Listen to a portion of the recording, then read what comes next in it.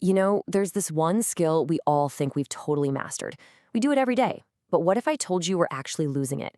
It's not something they really teach you in school, but it's the foundation for, well, pretty much everything. So today, we're going to decode the art and science of listening. Oof, sound familiar? I bet it does. How many times have you heard these phrases? Or, let's be honest, how many times have you said them yourself? Right after I love you, these have to be some of the most common things we say in our closest relationships. And they're a huge red flag that something is seriously wrong. And that's the big question here, isn't it? We've got more ways to communicate than at any point in human history, but it feels like we understand each other less and less. So what is actually going on? All right, so first things first, we need to frame this the right way. This isn't just about you or me being a bad listener sometimes. This is a massive cultural issue. It's like an unheard epidemic where feeling disconnected is starting to feel, well, normal. Okay, so let's get something straight right away. There's a huge difference between hearing and listening. Hearing, that's just a passive thing your ears do. Sound waves hit your eardrum, it's involuntary. But listening is an active choice. It's intentional. It takes real energy. And, most importantly, it takes curiosity. And this is where things get kind of weird. This is the great paradox of our time, right? We've got thousands of friends online, our feeds never end, notifications are buzzing 24/7. We're supposedly more connected than ever, and yet loneliness is skyrocketing. That deep, genuine human connection, it's getting harder and harder to find. The philosopher Pascal Bruckner kind of hit on why this is happening. Our culture today is all about what you project to the world. Your personal brand, your story, your truth. But when your main duty is to yourself, that sense of social obligation, the obligation to just shut up and absorb what someone else is saying, it starts to fade away. And this whole focus on ourselves, it gets supercharged by the technology we carry around every single day. There are some really powerful forces out there that are actively fighting against our ability to just listen. This analogy just nails it, doesn't it? That quiet moment, that brief second of boredom. We used to reach for a cigarette, now we grab our phones. It's a compulsion. It's driven by this constant nagging fear that we're missing out on something online. And that makes it almost impossible to give your full, sustained attention to the person right in front of you. And make no mistake, this is not happening by accident. It is absolutely by design. These platforms are engineered to get us hooked. They tap right into our deepest anxieties, our vanity, our desires, and they train our brains to crave these quick, shallow little hits of engagement. Our attention is literally their product, and they've gotten terrifyingly good at capturing it. 150. Just look at that number. What in the world could that mean? Well, it's something called Dunbar's number. The theory goes that our brains basically evolved to handle about 150 meaningful relationships. That's our limit. But our digital lives, they completely blow that limit out of the water, pushing us to have hundreds, even thousands of shallow connections. And that just leaves no bandwidth for the deep, focused listening that real friendships need. But look, it's way too easy to just blame our phones for everything, right? The truth is, some of the biggest roadblocks to listening are happening right here, between our own ears. Okay, so this is a fascinating one. It's a real psychological trap called the closeness communication bias.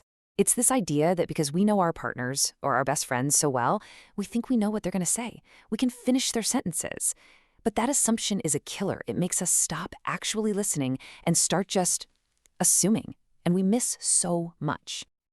And this is exactly why that bias is so destructive. Because people don't stay the same. They change, they grow, they evolve. If you're just relying on your old memory of who that person was, you're not connecting with the person who's standing right in front of you today. Listening is how we keep up. And it doesn't even stop there, right? I mean, be honest with yourself. How often, when someone is talking, are you really just waiting for them to take a breath so you can jump in with your brilliant response? Or maybe your inner critic is twisting their words. Or our ancient, primitive brain hears a different opinion and reacts like it's a physical threat. We're wired to listen for stuff that confirms what we already think, not for something new that might challenge us. I love this quote from the great Miles Davis. It's just perfect. We can never, ever fully get inside someone else's head and understand all their reasons and motivations because we're not them. Assuming you do is the biggest listening mistake of all. It's such a great reminder to go into every conversation with a little humility. Okay, so we've talked a lot about the problem. What's going wrong outside of us and inside of us? But what happens when we actually get this right? Well, the rewards of true listening are, honestly, they're life-changing.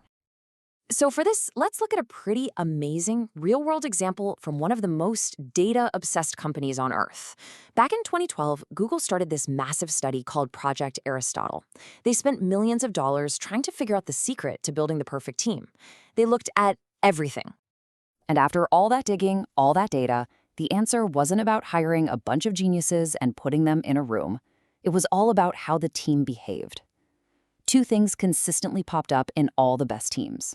First, everybody talked in roughly equal measure. No one dominated.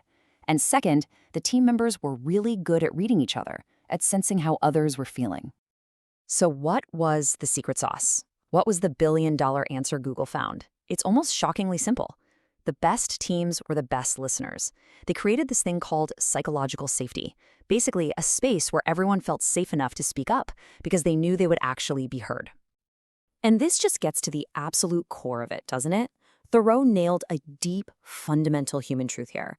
It's one thing to be asked what you think. It's another thing entirely to feel that person truly attending to your answer.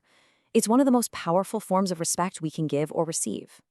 So you see, this is so much bigger than just being nice or being a better employee. Listening is where new ideas come from. It's the only way to build real empathy for people who are different from you. And it's the only way we can truly grow as people, by letting our own ideas be tested and challenged. You know, at the end of the day, it all boils down to this one simple truth. That thing we're all chasing, that deep human need to understand and to feel understood, you're not going to find it by posting more or shouting louder or winning an argument. It's only found in that quiet, generous, incredibly powerful act of just listening. We are, in the end, the sum of what we pay attention to. The stories we actually take the time to hear become the building blocks of our lives. So the only question left is, what story will you choose to hear next?